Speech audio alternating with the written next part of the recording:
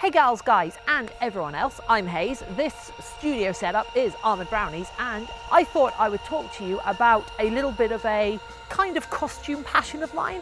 I don't get to indulge it nearly as much as I'd like, but as you can see behind me, it's stilts and risers. And since stilts have some fantastic applications for cosplay, I thought I'd go through the stilts that I own and the different sort of stilts that there are to try and give you some idea of what you might want to use for your cosplay. So you can see them used here firsthand and see if they're right for what you're putting together.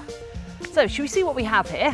As a rule, stilts break down into two main types. You have flat bottom, like multi-contact stilts. Like you can see these have two legs going down to a big flat foot, which means you don't need to keep your balance quite as well in these because you have multiple points of contact versus peg stilts, where you have a single point of contact for each foot. Peg stilts can be these, which are power box, or more traditional circus stilts, which are just straight up metal or wooden poles with a little foot on the end. And those are the things you'll see clowns wearing, whereas these are the ones you'll see idiots wearing, like me. But of course, there's also risers, which are very small, like a pair of platform boots would be a riser. You might refer to a riser if you have like made them yourself out of a block of wood and then some shoes. And these are some that I've made myself for some true digitigrade for some like goat feet.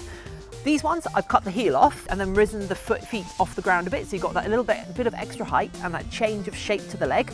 Whereas these boots are store-bought platform boots with a massive heel. So not only do you have the platform, you've got the heel, but then that means you have all that extra ability to walk about in them without having to strain your feet. You have to figure out how long you'll wear the costume for versus how accurate you want it to be.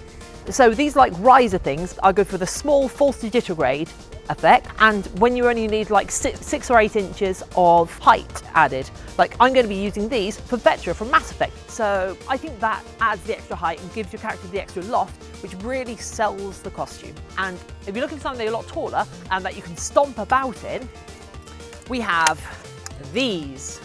These are plasterers stilts. These are probably the most common thing you'll see in cosplay costumes because they're easy to wear, easy to learn, but you are restricted by this big column that goes down. Almost all Space Marine cosplayers, almost all big monster cosplayers will have plasterer stilts. The thing you weigh up with plasterer stilts is that they are big, they are heavy, they don't give you any feedback as you walk, so you can't be particularly agile on them.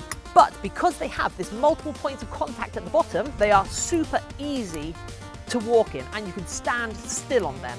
Of course, if you get practiced enough, you can jump about and be a bit more agile on them. But in my opinion, they're not as interactive or interesting as, say, power risers, or power box, or spring box, or pogo stilts, however you want to say.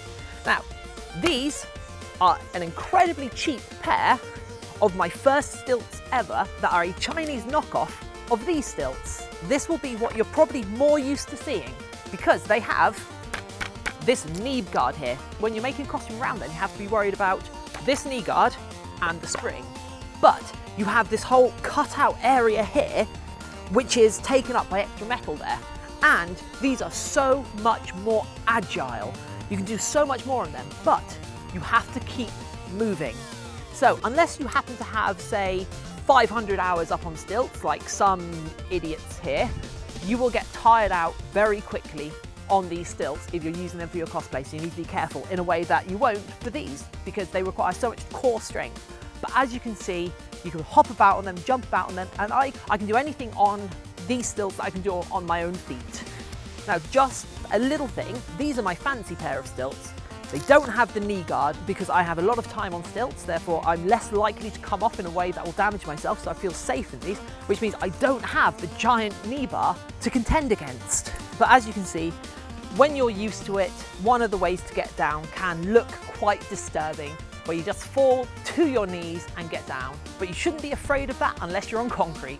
As you can see with this old dragon costume of mine, you can do some rather impressive stuff in a costume using those stilts. The keen-eyed among you may have noticed, just happen to have a pair of crutches behind, because one of the cool things you can do with stilts is both raise your back legs off the ground and support the front of your body and create quad suits. And you can see how your profile changes. It works much better with peg stilts than it does with plaster stilts, but it's definitely something that I'm looking into for a future cosplay, and many people have done. Standard medical crutches or making something yourself. So let's put those back. Anyway, I hope that was a useful primer to stilts and risers. I'm sorry I don't own any peg stilts to show you what they're like. I do want to get some, but I wasn't able to find any for a decent enough price before I wanted to get this video up. But if you have any questions about any of this or want to see these stilts used in any other applications, and I will try and get some footage for you, or we'll do an expanded video where I go into the uses of these stilts a bit more.